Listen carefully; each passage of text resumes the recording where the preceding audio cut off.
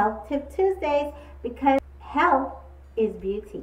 Today I'm going to talk about detoxification, and an easy way to detox your body will assist in detoxification. It's not going to be like a total colon cleanse or anything like that, but you're going to assist in detoxification without really putting in a lot of effort. And that is to drink a 16-ounce glass of water in the morning with lemons or limes. Like 16, like a tall glass of water. Okay, so before you eat anything, before you have a morsel of food, you have to drink down that water. And what's that going to do? That's going to aid in detoxification, namely you not stinking so much. And it's going to assist in you going to the bathroom, like going number 2, so you can defecate easier. When you know you have more fluids, it's easier for the colon to expel waste because it's lubricated, okay? So fluids are extremely important.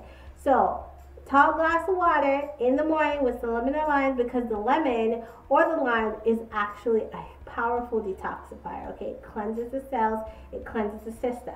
So that was your Health Tip Tuesday. Hope you enjoyed. Thanks for watching. I'll talk to you later.